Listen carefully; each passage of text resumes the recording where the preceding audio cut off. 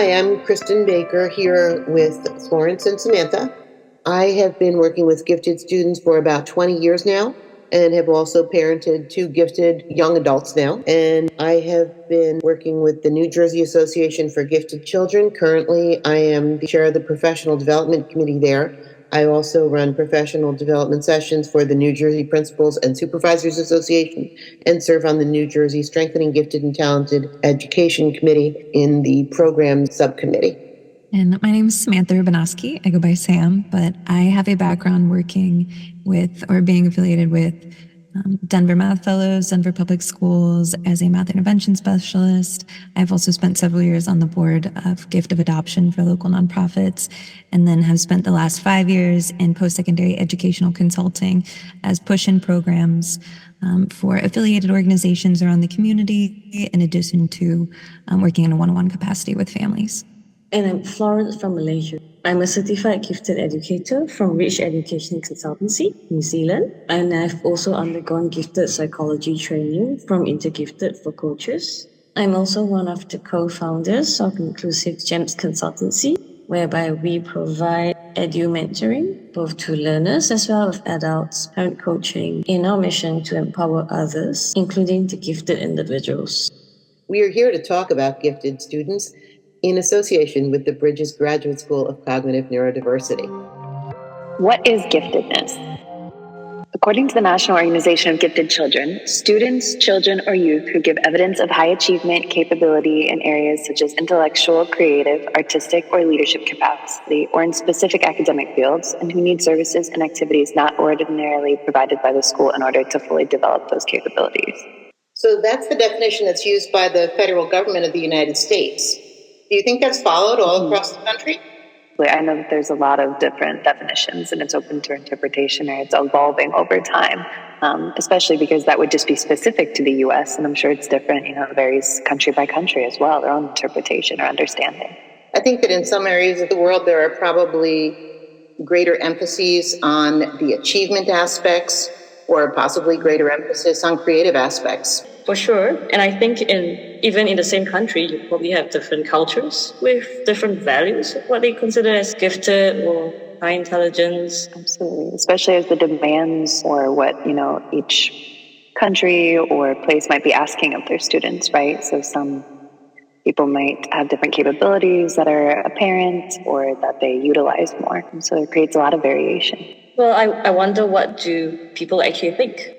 I know that even in my own area, there are still some misconceptions that we run into and even myths about giftedness. Let's listen to a tape from one of our students. My name is Lily. I'm 8 years old and I'm in 3rd grade. I'm really good at some things that we haven't learned yet, like times and division. But that doesn't mean that I'm good at everything. My teachers seem to think that I'm good at everything, but I'm not, just because I'm in G&T. Some things are going to be hard. I'm just going to have to work through it. When they use words that I don't know, I can't understand, and they think that I'm always supposed to understand it. I like projects and hands-on craft. I made a giant house out of canvases once, and I built a kaleidoscope with my friends. It is interesting with people, and it doesn't just have to be my work. So Liliana's comments really illustrate some of the common misconceptions that we run into with gifted education and myths about gifted students. For example, there's this idea that gifted students don't need help. They're going to be just fine on their own without any tutoring or assistance.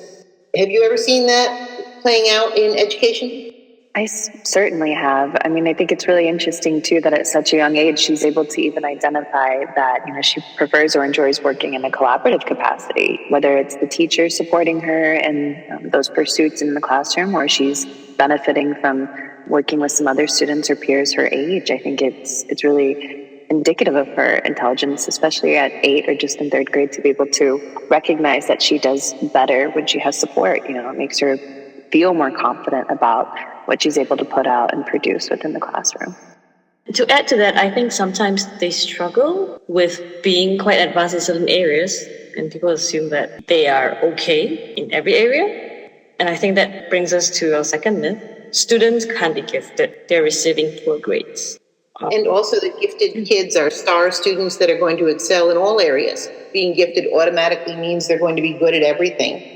Those two things really go together, because sometimes you can be gifted in mathematics or gifted in creativity and expression. And yet that doesn't mean that it's going to be across the board.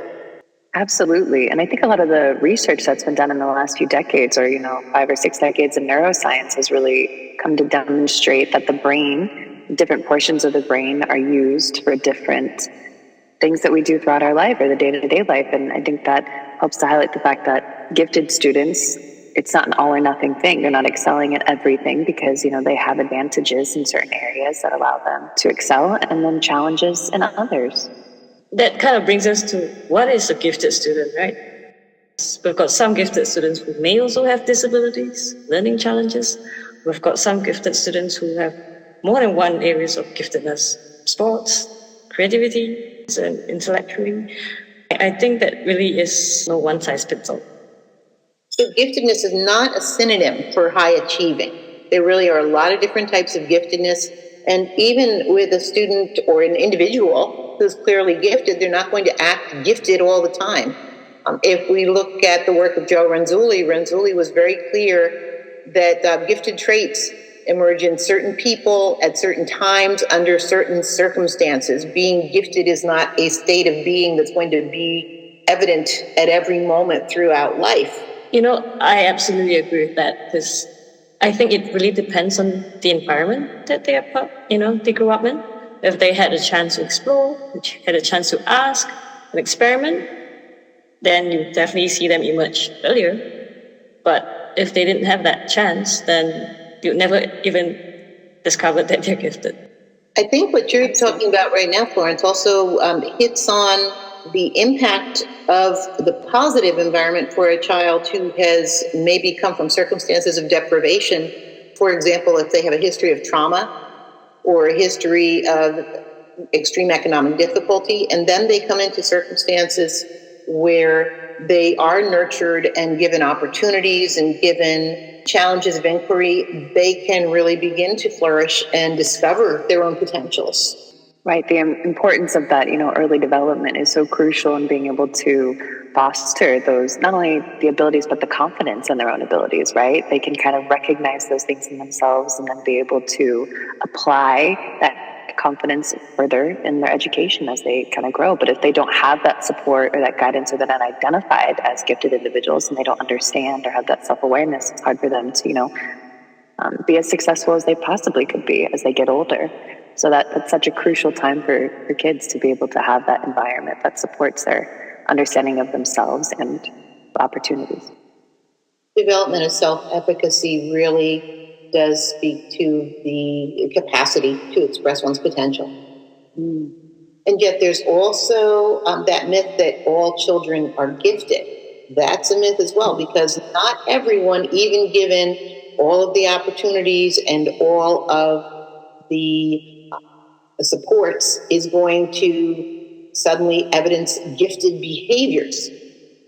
Gifted behavior is that, as we look back at that federal definition, that's that advanced capacity to learn, advanced capacity to apply what's learned, or to show an exceptional creative expression in performing or fine arts. And if, again, we're looking at that federal definition, we're looking at that child needing modifications to regular curriculum to provide adequate challenge to continue growing from that point of readiness.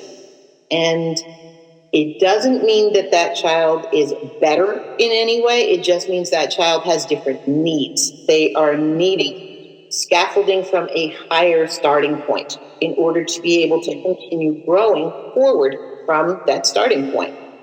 I think that's such an important distinction to make, right? Because if we're going to continue having conversations about the value of, education that's geared towards, assisting gifted individuals and things like that, we need people to understand that gifted is just a term that's referred to like a specific context, not that a group of students is better than anybody else. It's just an identifier so that we can better support students with varying abilities. That really comes back on yet another myth about gifted education being elitist. It's not an elitist term. It's not a label that you wear like a badge or a star. It's an identification of need, that these students have different needs. If we think about the normal curve and the differences between learners, students who have special learning needs at a different end of the continuum would need different supports in order to grow from their point of readiness, if they need additional supports there. But students who are at the upper tail of that normal curve, they have learning needs as well in order to grow from where they are. And that's what we're talking about with giftedness, is letting them continue to grow from where they are. And when we look at giftedness as an area of need and learning needs, we also need to think about what happens if those needs aren't met. Sometimes when I get kids referred to me for the gifted program, I hear the comment that, well, you can't really take that child's a behavior problem. But that starts to hit into another myth, that gifted children are going to be well-behaved, compliant, eager learners, and that's not always the case. Some of the students that I have come to me start out with some pretty challenging behaviors, and if they are in an environment that is not adequately stimulating or challenging for them, they will be acting out, and the acting out is not a pleasant experience for them or for their teachers and classmates. But if they're moved into an environment where they get more of what they need, things can change in a positive way. Absolutely. I think a lot of times we're looking at the outcome of students not being, their stimulation not being met, the novelty that they're seeking out isn't being met. So then they're kind of doing it in their own way. And that can be seen as, behavior problems. And if we're not focusing on what's causing the behavior problems and just trying to offer consequences, then we're really missing the mark on what those students' needs are. You mentioned the need for novelty, that if we don't make it fun, they'll make it fun. For better or worse. It can even get to a worse scenario whereby we've got out-of-the-box thinkers who gets punished for not following instructions, instead of being valued for their innovative solution. And that's how we lose our innovators, right? Future scientists. Yeah. And that's just because it kind of make them lose their inherent curiosity, openness to learning, joy of learning, And then we have some teachers who feel they're being challenged if the students are asking probing questions. Teachers may say to me, why does he keep asking me all these questions? Or why can't you just accept what I said? I think that really serves to demonstrate just how important it is for us to be able to understand as educators, as teachers, as people in the field, why it's so important that students are thinking differently. Because if teachers are unaware of those differences, then it's hard to understand what those students' needs are. And we'll get to dive into a lot more of this and other topics regarding strengths and challenges in our next episodes.